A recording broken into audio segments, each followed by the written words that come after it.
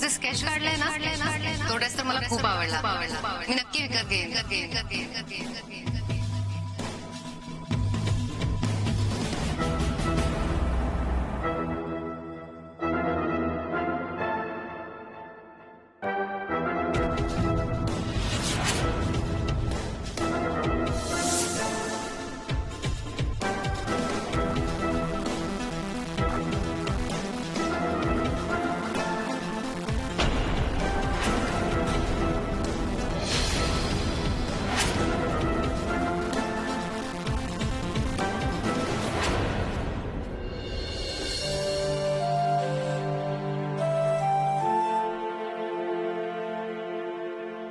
काकू इथेच काय थांबलात? अनिता तू कधी आलीस? काकू अनिता काय झालंय? काय झालं? सगळं ठीक आहे ना? काय विचारू नका ताई. काळाची चक्र उलटी फिरायला लागली म्हटल्यावर काय करणार? म्हणजे नेमकं काय झालंय मला नीट सांगा. सासर सोडून आली आहे ही. ताई आता तुम्हीच सांगा, सासर सोडून आलेल्या मुलीला काय बोलतात लोक? काकू तुम्ही शांत व्हा बरं, शांत व्हा. अनिता तू सांग काय झालंय? मला नाही राहायचं त्या घरात. काही कारण नसताना रोज मार खावा लागतो मला यांचा. हे बघा, हे बघ किती बाहेर. अगं पण बाईचा जन्म म्हटल्यानंतर भोग आहेत ते भोगावेच लागणार ना. नुसता मारत नाही, घाणेरडे आरोप करतो माझ्यावर, संशय घेतो. मला नाही राहायचं त्या माणसाबरोबर. अगं मग काय करणार आहेस तू? सांग ना, काय करणार आहेस? हातच राहणार आहेस काय? काकू प्लीज आधी शांत व्हा तुम्ही. सगळ्यात पहिली गोष्ट म्हणजे आपला स्त्रीचा जन्म आहे म्हणून त्रास अन्याय भोग समजून सहन करत राहायचा हे आधी मनातून काढून टाका. आणि चूक तुझी पण आहे अनिता. अन्याय करणारा जसा चुकीचा असतो ना तसाच अन्याय सहन करणाराही चुकीचाच असतो. म्हणजे ताई संसार मोडायचा का? नाही, अजिबात नाही. तो अगदी शेवटचा पर्याय झाला. पण त्याआधी आपण प्रयत्न करायला हवेत. त्याचा काहीच उपयोग होणार नाहीये. ज्या माणसाला समजून घ्यायचंच नाहीये त्याला कितीही समजून सांगितलं तरी काय फायदा होणार आहे? तू शांत हो. मी आहे ना, मी बघते काय करायचं ते. तू स्वतःला त्रास करून घेऊ नकोस. तुझा विश्वास आहे ना माझ्यावर?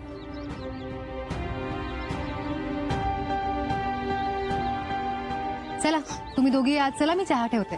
चला. नका, लई काम आहेत. अहो 2 मिनिटं लागतील. चल ग. नका, नंतर येऊ परत कधीतरी. ठीक आहे, तू काळजी घे.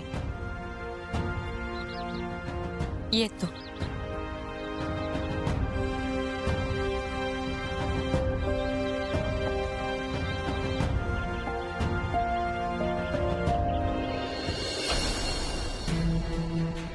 नकार देते म्हणजे काय? कोण आहे कोणती? कोणी मिसवळ तर नाही ना? आणि तरी इतका माच? सुश, तिला ना चांगलाच धडा शिकवला पाहिजे म्हणजे पुन्हा त्याची हिंमत होणार नाही कधी. See Rajveer, I can understand. म्हणजे मला कळतंय की तुला आता किती हर्ट झालंय ते.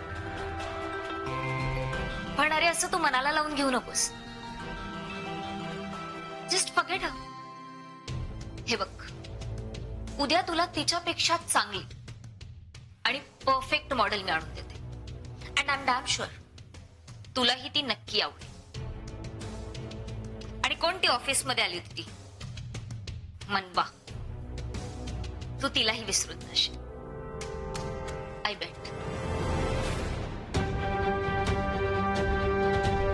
Leave me alone.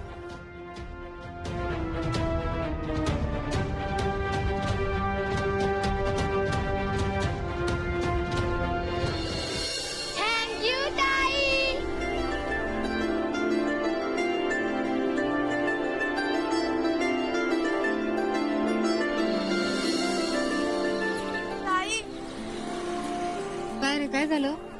त्या ढोल्याने माझी पेन्सिल तोडली आणि मला मारलं पण. कुठे गेला तो? तो पळून गेला.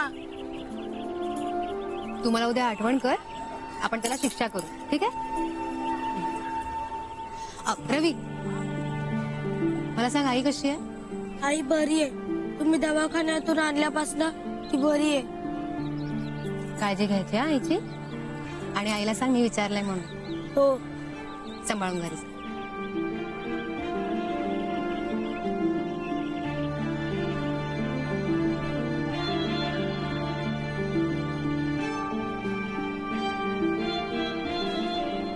मनवा, हा, एक विचारू? बोल ना. नाही म्हणजे आज तुझं शिकवताना नीट लक्ष नव्हतं. काय झालंय? राजवीर मोहित त्यांच्या ऑफिसमध्ये गेले होते. अरे वा, म्हणजे तू मॉडेलिंग करणार? वेळ लागलाय का? त्या दिवशी सांगितलं तेच पुन्हा सांगून आलं. म्हटलं मला नाही जमणार. पुन्हा नाही म्हणालीस? पण नेमकं झालं तरी काय?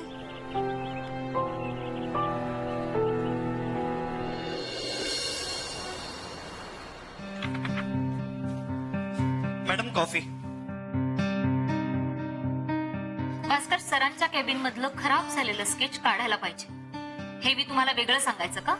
मॅडम मी काढणार होतो पण कधी? सरांनीच बजावून सांगितलं की त्या पेंटिंगला हात सुद्धा लावायचा नाही म्हणून. ठीक आहे.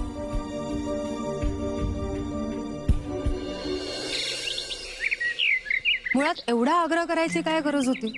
अगं ते तुला कन्व्हिन्स करण्याचा प्रयत्न करत होते. अगं हो, पण म्हणून समोरच्याचं मत इग्नोर करायचं का? सतत स्वतःची मतं समोरच्यावर लादत राहायची. समोरच्याचं पण काहीतरी म्हणणं आहे, काहीतरी मत आहे, एकदा ऐकून तरी घ्या. अगं हे बघ, आता प्रत्येक जण तुला हवा तसा अप्रोच होणार आहे का? प्रत्येकाचा स्वभाव वेगळा असतो. प्रत्येकाची अप्रोच करण्याची स्टाईल वेगळी असते. स्टाईल? सिरियसली? बरं मला सांग, एका अनोळखी मुलीला बोल्ड फोटोजचे कॅटलॉग दाखवणं योग्य आहे का? ते चुकलेच. पण तुला तर त्यांनी एथनिक रेंजसाठी विचारलं ना, मग काय प्रॉब्लेम आहे? प्रॉब्लेम? तू त्या राजवीर मोहितेंसारखं काय बोलतेस? अगं पण तुला असं वाटत नाही का आपण हे ट्राय करायला हवं? ही यू नो मी. तुला माहितीये माझ्या प्रायोरिटीज वेगळ्या आहेत, माझे स्वप्न वेगळे. या मुलांच्या शिक्षणाचं ध्येयच आहे माझ्या डोळ्यांसमोर आहे. त्यात हे मॉडेलिंग वगैरे शक्यच नाहीये. आणि मुळात मी म्हणते कशासाठी हे सगळं? अगं पण तू एक मॉडेल म्हणून फेमस होशील. त्यांना आपल्या या फुटपाथ शाळेत विद्यार्थी देखील वाढतील आणि आपल्या फुटपाथ शाळेला ग्लॅमर येईल. ग्लॅमर? कसलं ग्लॅमर? उलट ही मुलं माझ्यापासून दूर जातील. म्हणजे आता त्यांना मी त्यांच्या जवळची, जीवाभावाची वाटते. पण नंतर मग अशी परिस्थिती नाही राहणार. उगाच आमच्यामध्ये ना एक भिंत उभी राहील. अगं पण तुला असं का वाटतंय उगाच? तू आजच उदाहरण बघ. या मुलांना किती शेअर करायचं असतं माझ्यासोबत, किती बोलायचं असतं. अगदी अगदी प्रत्येक छोटी गोष्ट येऊन मला सांगायची असते. त्यांच्यासाठी मी म्हणजे एक हक्काची व्यक्ती आहे सगळं बोलायला. राईट? राईट. पण मग काय प्रॉब्लेम काय? म्हणजे तू आहेस तशीच राहणार आहेस ना, सिम्पल. नाही, तुला कळत नाहीये. मी जर सेलिब्रिटी झाले ना तर त्यांना मी त्यांच्यातली एक नाही वाटणार. त्यांना असं वाटेल की ही कोणीतरी सेलिब्रिटी आहे, हिला कदाचित आपलं म्हणणं नाही कळणार आणि काही विचार त्यांच्या डोक्यात येऊ शकतात. आणि मला तेच नकोय. मला त्यांच्यातलं एक होऊन राहायचं. मुद्दा पटतोय तुझा. Thank God. चला निघायचं.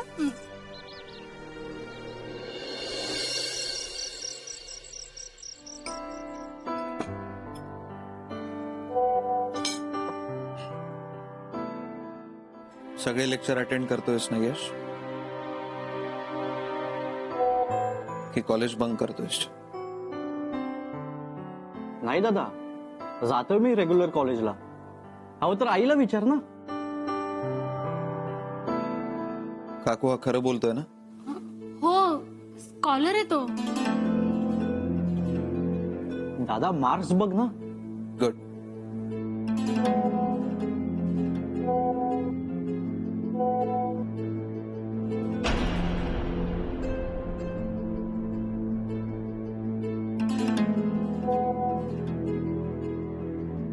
अलकनंदा, हा दादा बोल. एक्झाम्स कधी आहेत? अलकनंदा, अगं काय चाललंय तुझं? आजी अगं आमच्या ग्रुपवर काहीतरी इम्पॉर्टंट डिस्कशन चालू आहे. चॅट्स पेक्षा पुस्तक वाच जरा. दादा अरे मी एक्झाम मध्ये ना अशी पास होईल बघ तू. Alaknanda, just concentrate on your studies. हो. अगं ऐक तरी तो काय म्हणतोय ते. चुलत भाऊ असला तरी सख्ख्या भावंडांसारखं वाढवलंय त्यांनी तुम्हाला. काय तुम्हाला इतक्या आरामात राहून कॉलेज करता येते, त्याचा ऍडव्हान्टेज घ्या. मी कॉलेजला होतो तेव्हा मला अशा लक्झरीज नव्हत्या. काम करून कॉलेज करावं लागत होतं आणि अशा परिस्थितीत शिक्षण पूर्ण केलंय मी माझं. अगं तो रसगुल्ला तरी खा. नाही नको मला. अलकनंदा, एक मिनिट इकडे. काय काय झालं दादा? मोबाईल. दादा sorry. Mobile they.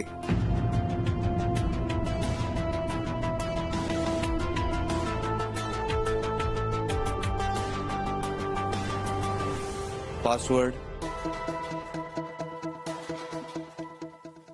I please दादाला सांग ना, मी असं नाही करणार पुन्हा.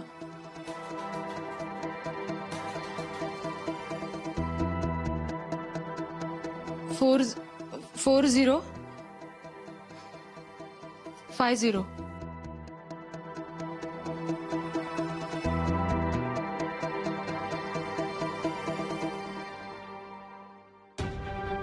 दादा दादा अरे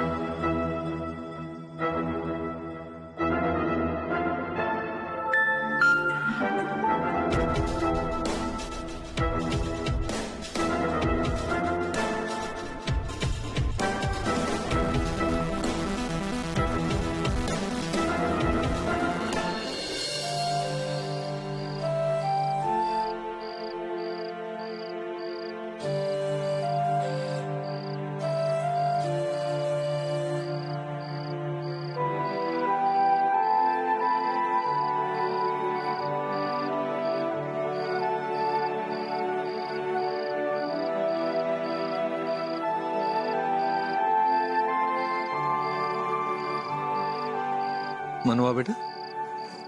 बाबा काय ग, अजूनही त्या मॉडेलिंगचाच विचार करतेस वाटतं. नाही हो बाबा, यू नो माझ्या प्रायोरिटीज वेगळ्या आहेत. येस. आणि हे मॉडेलिंग वगैरे दूरपर्यंत माझ्या अजेंडावर नाहीये.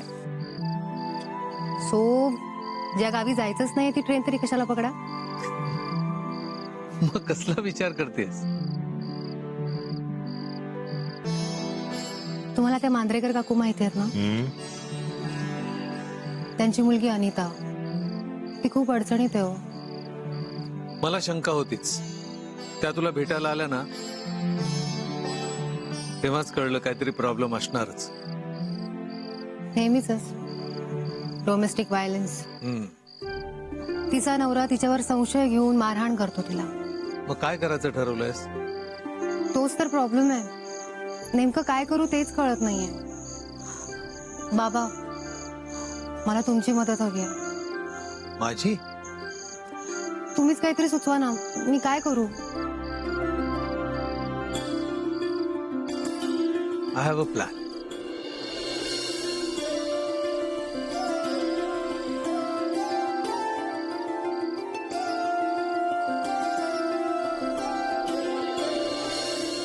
नाव यू डोंट वरी. त्या अनिताचा प्रॉब्लेम मी सॉल्व्ह करणार माझ्या पद्धतीने. You relax. ओके ओके बाबा.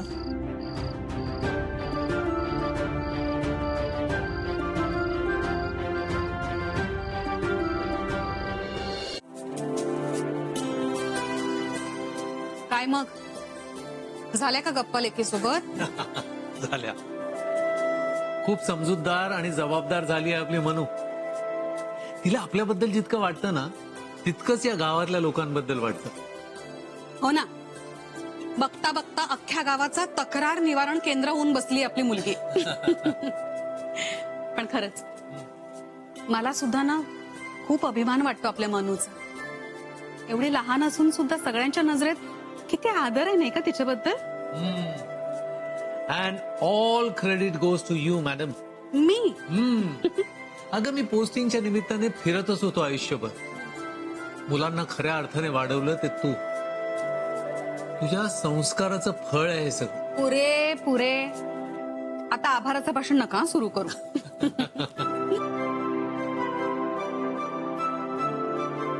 पण खरं सांगू आरती, मनामध्ये फक्त एक खंत आहे. खंत कसली? आपल्या घराण्याच्या परंपरेप्रमाणे नितीश पण जर आर्मीत गेला असता ना तर मला खूप आनंद झाला असता. दुःख झालं अशातला भाग नाही हा. कारण त्याला त्याचे निर्णय घेण्याचं स्वातंत्र्य आहे. आणि तो जो काय निर्णय घेईल ना त्याचा मी रिस्पेक्टच करेन. ठीक आहे हो, आर्मी नाही तर नाही, मी तुम्हाला सांगते. पण आपला नितीश ज्या कुठल्या फील्डमध्ये जाईल त्याच्या करिअरमध्ये तो नक्की उंची गाठेल, विश्वास आहे माझा. आफ्टर ऑल कर्नल अजय सावंतरावांचा मुलगा आहे तो. तो नक्कीच यशस्वी होईल, बघा तुम्ही. Yes, you are right.